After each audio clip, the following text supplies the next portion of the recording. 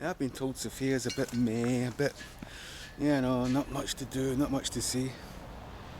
I don't think that's true. We'll soon find out, eh?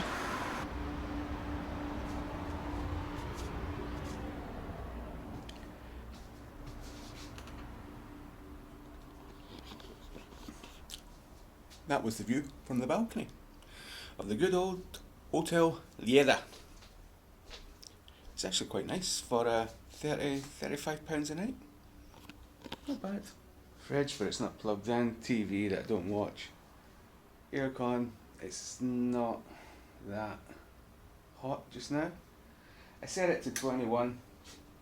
I think it heats up during the day, but we're only at the start of April, so it's not really hot. Little couch, looks like it's seen a bit of action, to be honest. My stuff. Bed, that's not seen any action. Gear to walk about in. Toilet, gear for the room. They do like their mirrors here, and they do love their mirrors. I have no idea what this is. It's some sort of divider, I guess.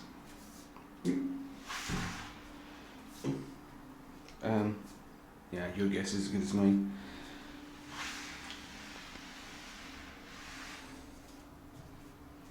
As I say, they love their mirrors. Even that's got a mirror. Watch yourself having a shower if you're so inclined. Yep. All in all, for £36 a night, no bad. So you even get a balcony with an ashtray, but I don't smoke anymore.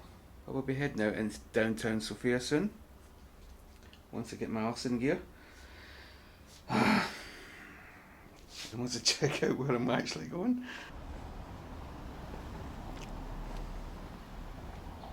Oh, good morning.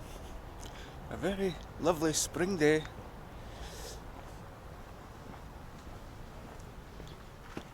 Here in the capital of Bulgaria, Sofia.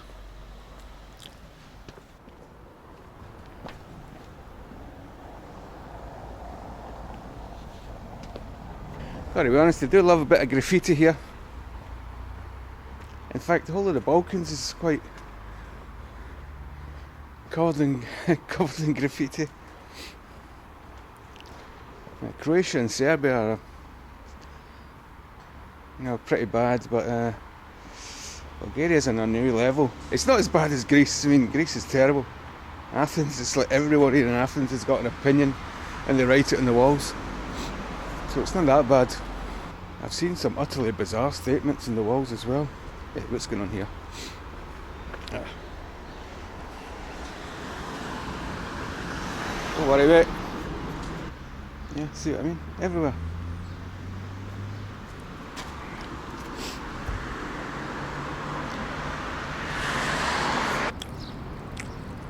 First things first. Breakfast. Some excellent pastries around here. Bannitzers, boreks, stuff like this. Cracking and cheap, but 2 lev for this one. My hotel said it had breakfast included, but it's not really breakfast. It doesn't have a restaurant. It's just a selection of tiny little pastries. I think from yesterday or the day before, and a coffee machine. So that's not breakfast in my eyes. But you can't go 100 metres without a little shop selling stuff like that. And it's much better. Sofia used to be known as Serdica, and after that predates, before it was officially named Sofia. Got its name, Serdica, from the Celtic tribe of Serdi, who inhabited these parts. They were forced out when the Romans took it over. Then when the Romans fell, the Roman Empire fell, like Huns, Visigoths, etc., sacked the place.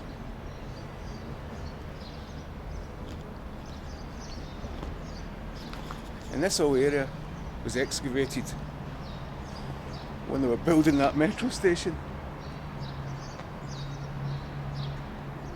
And there's tons of places, well not tons, there's about 3 or 4 places like this all over Sofia where they've excavated stuff and found the ancient city of Serdica, or city, settlement.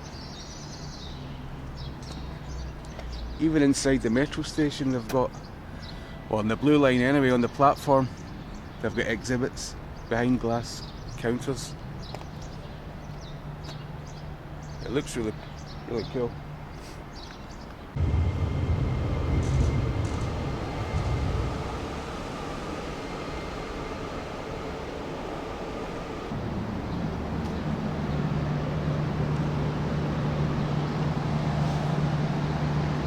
So this whole area has been inhabited for thousands of years. There's a city not far away called Plovdiv. It's one of the oldest in Europe. I think it's 5,000–6,000 years of history. So when people say Sofia's got nothing much to offer, I find it hard to believe, considering the length of time it's been here.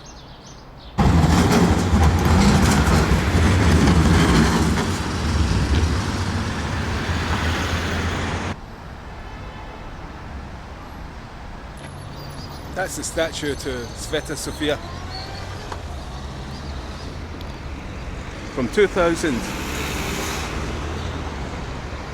Not bad looking, in it. Apparently it's highly controversial due to its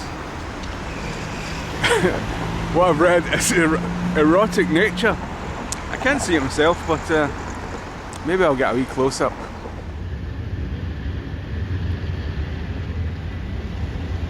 It's a nice warm day, but it must be quite chilly up there where she is. Definitely a nip in the air, if you know what I mean. It replaced the statue of Lenin. So what would you rather see? An old fella with big ideas, or a young lady with big assets? Yep.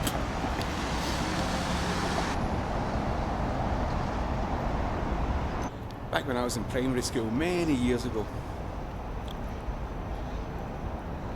I only knew 3 things about Bulgaria. First, the Wombles of Wimbledon Common had a leader called Great Uncle Bulgaria. Now, I've got no idea if he was an illegal immigrant or a citizen or whatever. Cleaning up the environment, recycling the rubbish, way ahead of everyone else.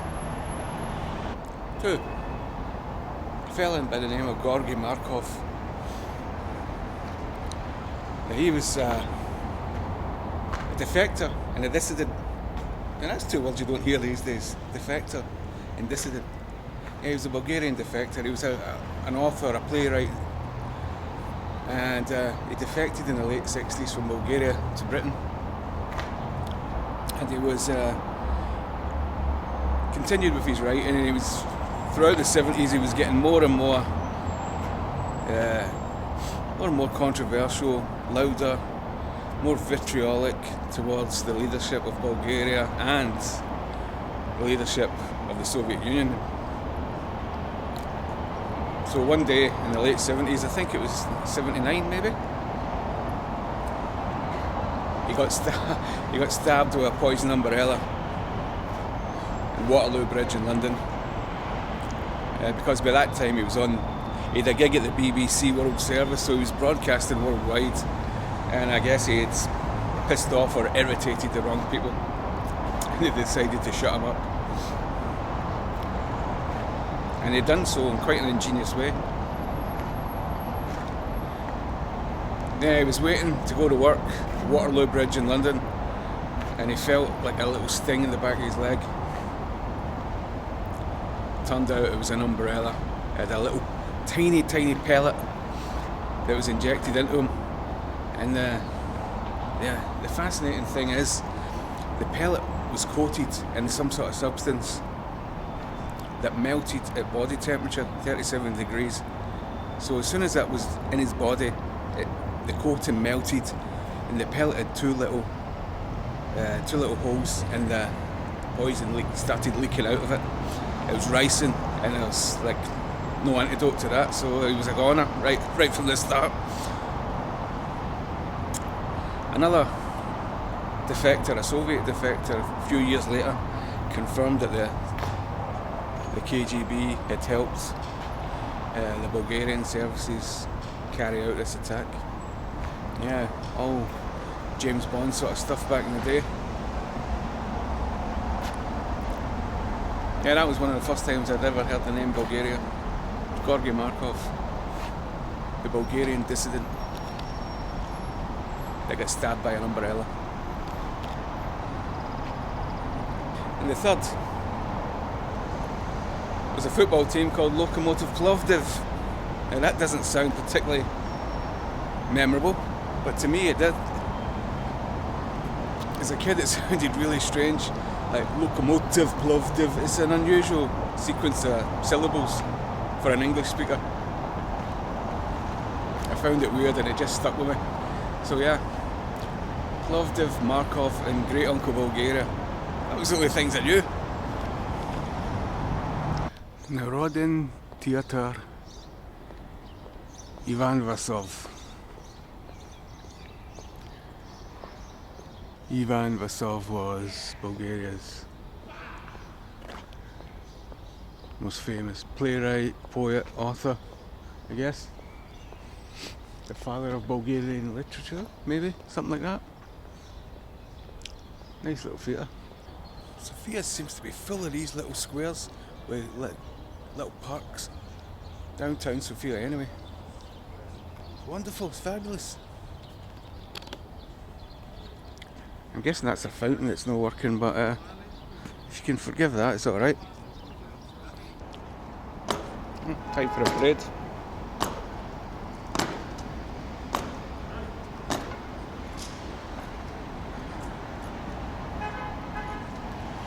Changing the guard. More excavated ruins from Serdica. And this, the Church of St. George. And that was a 4th century Roman bath converted into a church. It's tiny inside. I've just went in. They were really strict about cameras. There's about 20 notices, do not film. I don't know why. It's actually very small inside and there's nothing much to it. Just some old frescoes on the walls and on the ceiling. Someone was chanting away. Let her go on with it. This is the National Archaeological Museum that's surrounding this place. How weird is that? National Archaeological Museum. Massive archaeological project. How handy is that? There's government offices, ministries. Pretty cool. Of course, during the Ottomans this was converted into a mosque and all the frescoes were painted over, but they've been recovered. And apparently it's the oldest building in Sofia, central Sofia. In fact, all of Sofia. 4th century, not bad.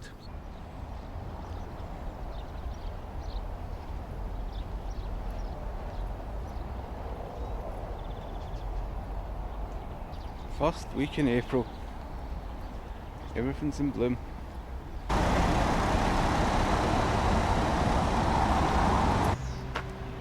I'm assuming that says Pushkin.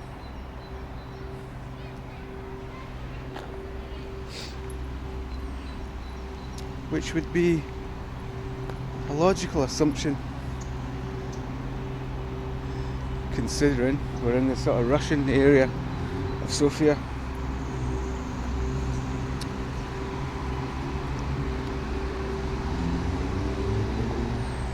As you can see, it's the Russian church.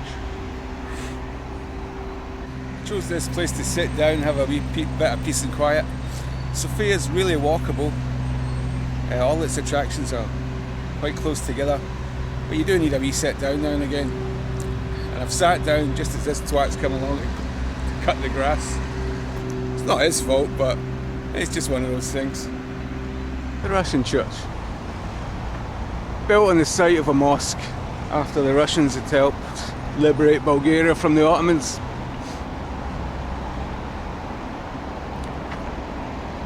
It's designed as a copy of 17th century Moscow churches that you'll find all over Moscow and Russia in general. Yeah, it's kind of pretty. The same dude that was designing that was supervising the Alexander Nevsky Cathedral construction, because they were built around the same time. What a shift that guy was putting in, going from here to over there. And the same crews were painting, doing the frescoes and the ceilings in here as they were over at the Nevsky Cathedral. And those guys were busy.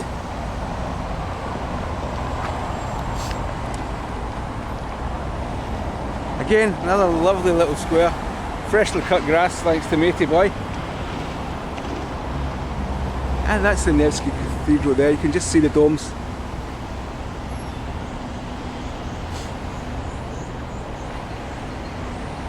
Let's go around the front.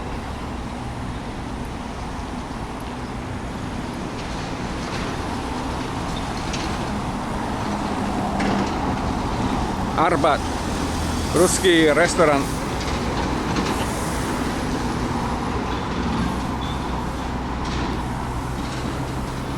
Even though it's known as the Russian church, its actual name is the Church of St. Nicholas, the Miracle Maker. It was built to be the official church of the Russian embassy, which was nearby. I don't know where it is now, but it was nearby. As tradition dictates for an embassy church, the name is named after the current Tsar, or the current Emperor of Russia. In this case, it was Nicholas II.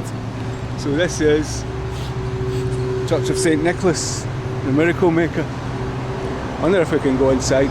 Again, they're gone mad with security, no filming anywhere. I think I managed to get a sneaky one though.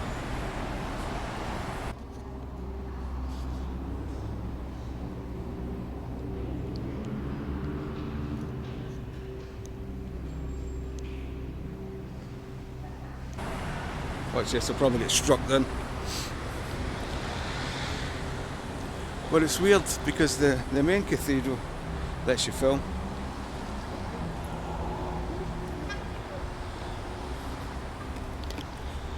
But I was in there yesterday and it's really dingy and dark inside and you can't really see anything. So I'm not sure I'll go in. Not with this camera anyway. But let's see. The Alexander Nevsky Cathedral, probably the most famous building in Sofia. If you ever look up Sofia on the internet, you'll probably find a picture of that.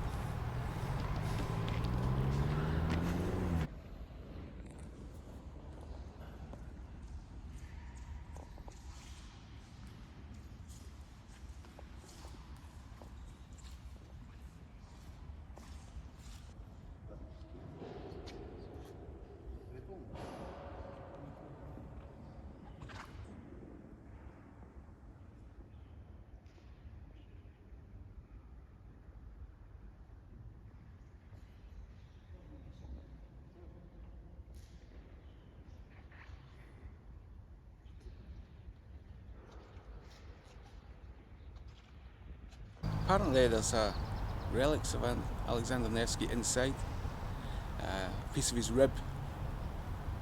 Now who was Alexander Nevsky? He was the Grand Prince of Kiev, Grand Prince of Vladimir and Prince of Novgorod. Quite a character. Hopefully I'll be able to speak more about Nevsky from somewhere more appropriate in the future.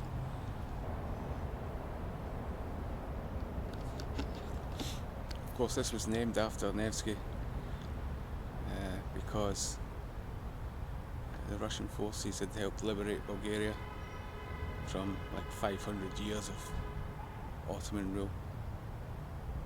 So there's a lot of goodwill towards Russia here at the time. Not so much anymore, but there was at the time. Apart from like the early, like 1918 or something like that, that was renamed to something because Bulgaria and Russia were on opposite sides of World War I. But once that finished, it became back to Nevsky Cathedral. the Tsar Liberator, Alexander II, Emperor of Russia. This is to commemorate the Russian victory over the Turks that helped Bulgaria become a state again. Alexander II.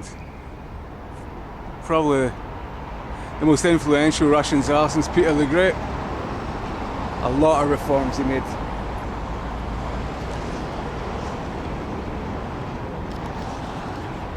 In his later life he became a bit more conservative, a bit more hardline,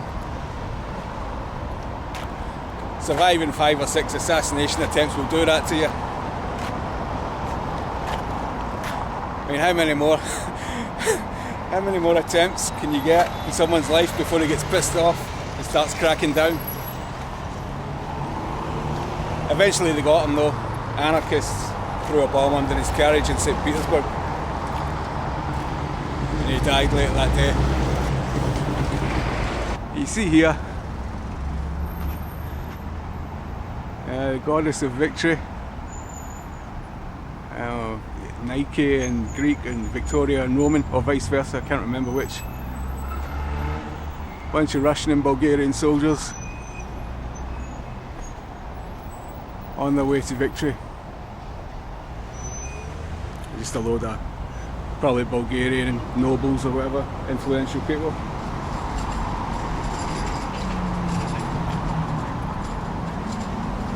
This wreath here was donated by Romania, because there was a lot of Romanians that gave their lives in this war as well. Romani. I'm just facing it. It's National Assembly of Bulgaria.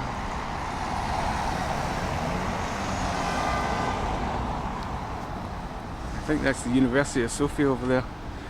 You know, and it's pretty nice down here. There's no getting away from it.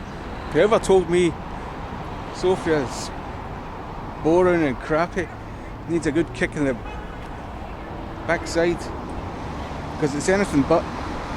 It's gorgeous downtown, and I can't vouch for areas outside downtown.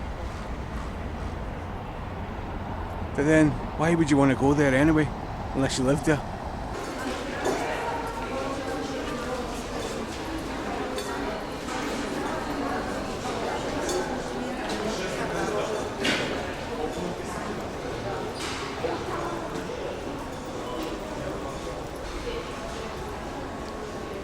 There used to be a huge big statue up there dedicated to the Soviet army. I guess it's finally been removed. Don't know what's going to happen to these fellas.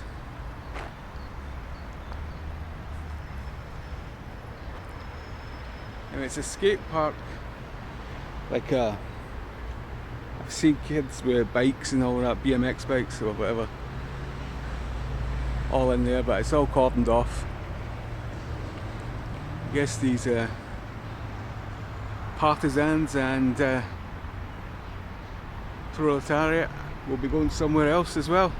I think it's been removed and put into the Museum of National Socialist Art. See, it's not just in the Western Europe that we remove our statues, they do it here in the Eastern Europe as well. Funny that, isn't it? Must have been some size. Look at the plinth and the pedestal are huge. Oh, look at the mountain in the background with the snow.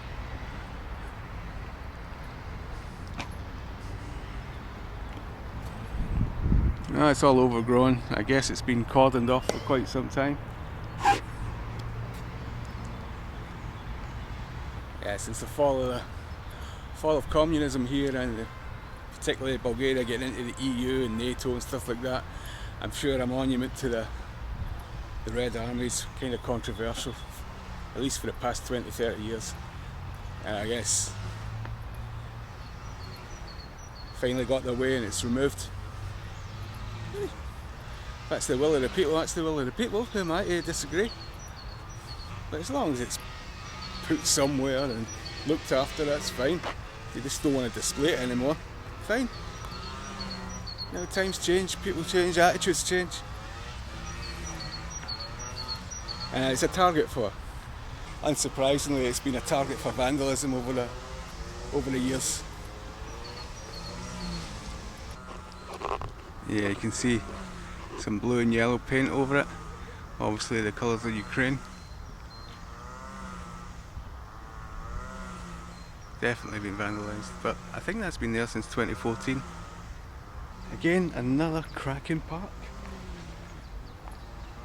Right, slap bang in the centre of the city. It's incredible.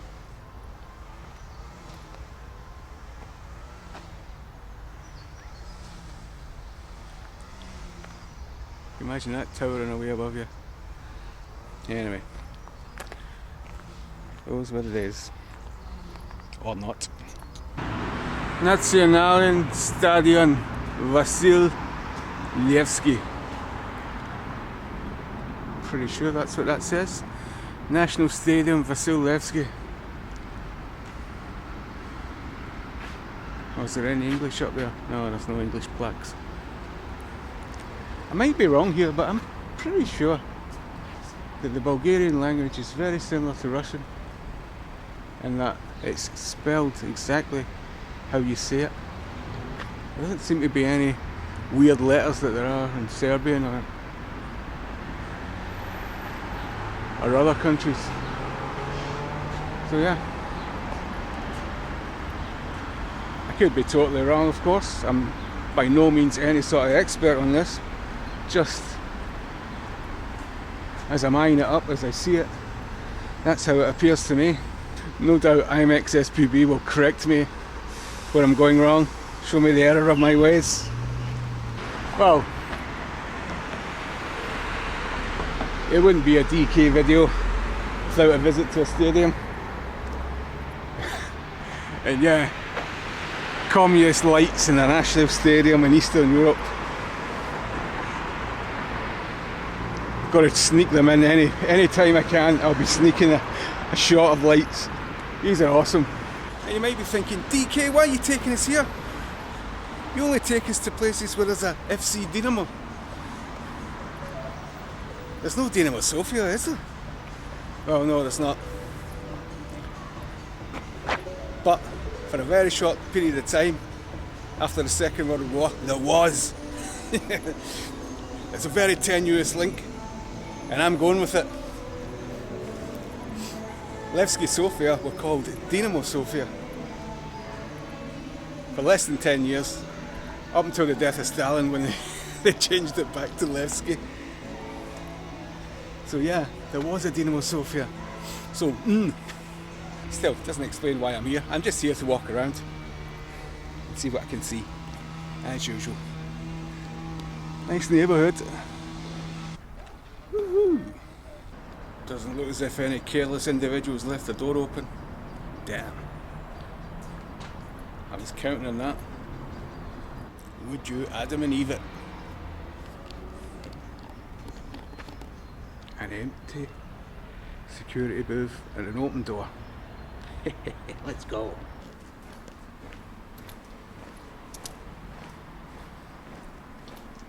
Levski Stadium. See the snow up there?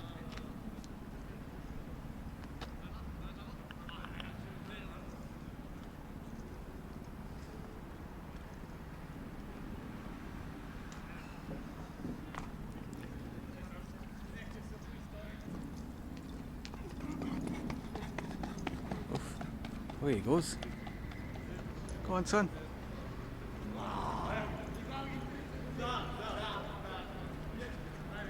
Scoreboard covered up. There we go. If at first you don't succeed, try again.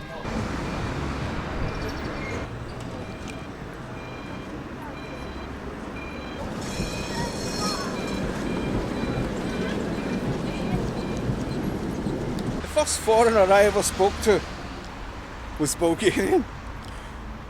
Believe it or not, the first foreigner I ever spoke to was I can't say that without laughing. It was Bulgarian. I'll explain in a minute. Now that I've composed myself, I still can't get... it's not even remotely funny, but it just sounds daft. The first foreigner that I ever spoke to was Bulgarian. I was about 8 or 9 years old. I was at home. It must have been during the summer because I was in the house myself and I had nothing to do. Obviously, being 8 or 9, I was a bit too young for the lingerie section of the catalogue. But so I started reading the phone book, the telephone directory, and in those days the telephone directory was huge. So I was flicking through it and I'd seen all sorts of information. I'd seen the international dialing codes for all the countries, along with 1 or 2 cities, city codes and stuff like that. And I just, for some reason, landed on Bulgaria and decided to phone Bulgaria. The first 2 attempts, no reply or nothing, no dialing tone, nothing. So I adjusted the amount of numbers. Again, nothing. So I adjusted the amount of numbers again. And this time, I got a dialing tone. And I crapped myself and I immediately put down the phone. I think it was because I was worried in case the phone bill went astronomically high, because we never phoned anyone abroad. So why would this was in the days before itemised bills. You just get a bill and you paid it. So if it was ridiculously high, you wouldn't be able to know why. But I would probably got the blame for it. But I persevered and I done it again. I phoned Bulgaria, the Sophia city code, and a random number, and someone picked up and she just said, "Hello." And I went, "Ooh." I went, "Hello, how are you? I hope you're having a nice day. This is Scotland here. Bye bye." And she said something else and went, "What?" And then put the phone down. And she must have been thinking, what the hell was that about?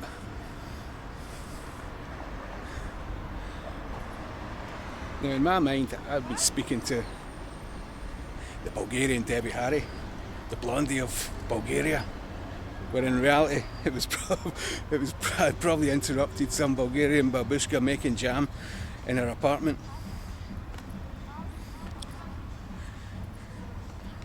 And it's one of those apartments we might be able to see if time permits. Let's go.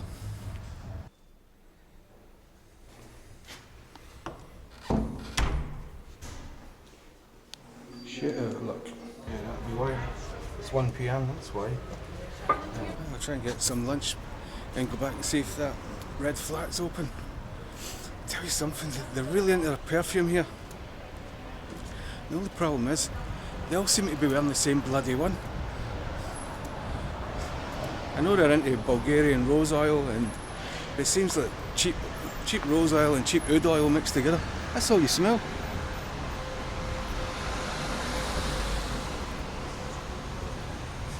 Even the geezers seem to be wearing it. I don't know what's going on. Soup, moussaka, bread. 12 lev, which is about a £5. Lovely.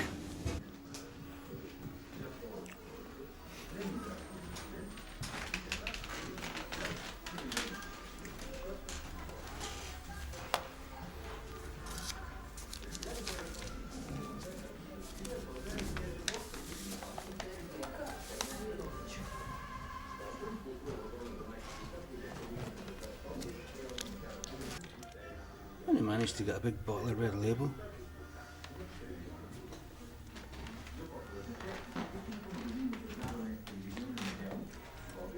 I think the owners here were pretty high up.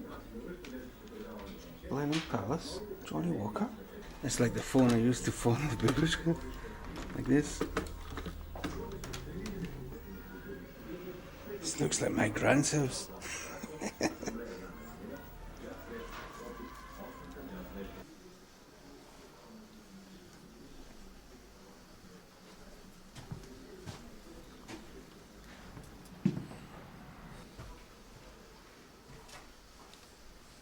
Jacket.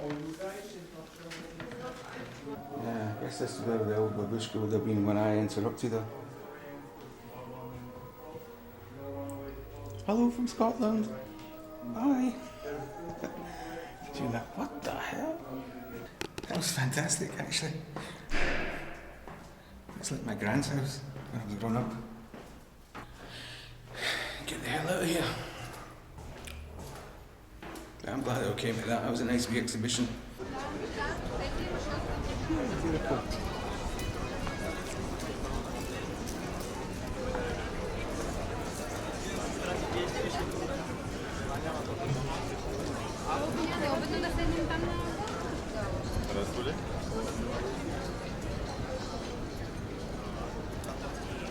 Metro here's great.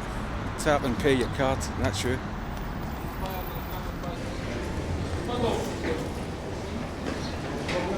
Where are you from?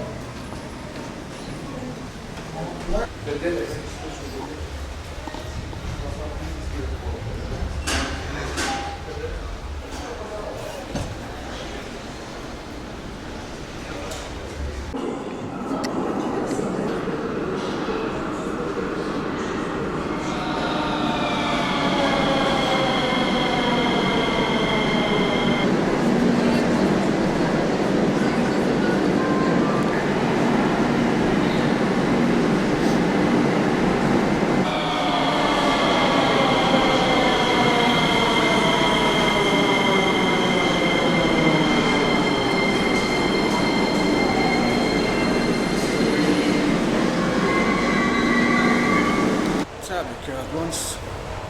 You don't need to tap it anyway. I think it's a flat fare. Something like 70 pence. It's amazing. Got from the airport down here for 70 pence on the metro. Fantastic value. I need to take a break, man. I'm knackered. Absolutely knackered. It's suddenly got really hot. It's like 24 degrees. And it wasn't like that this morning. So, we're back at the hotel. I think I've done what I wanted to do here.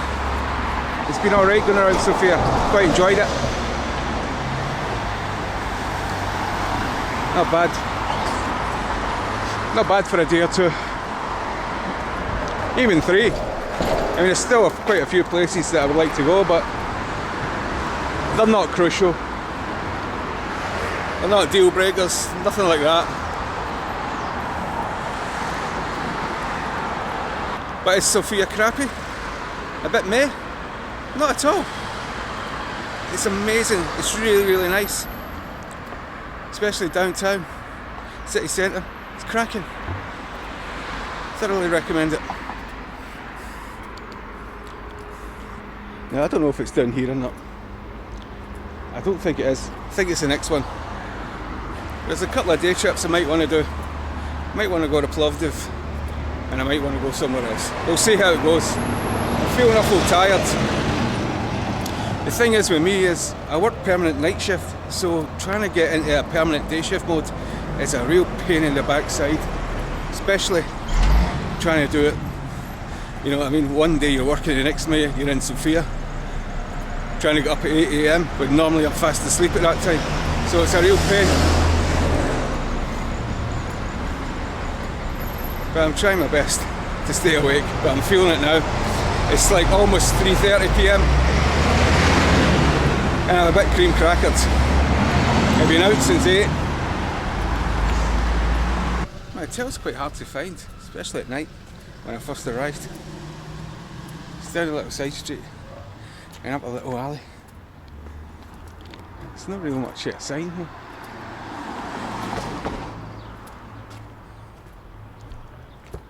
That says Beeraria. That's a hotel up there, Hotel Leda. Hotel Leda. There's a well-known backpacker on YouTube who will tell you £30 a night it is. £30 odd pound a night. 30 with a capital S. 3.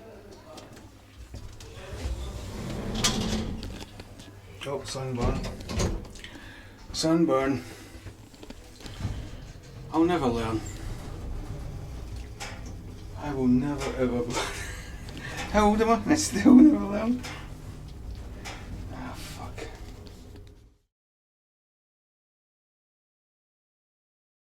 see if they've made the room.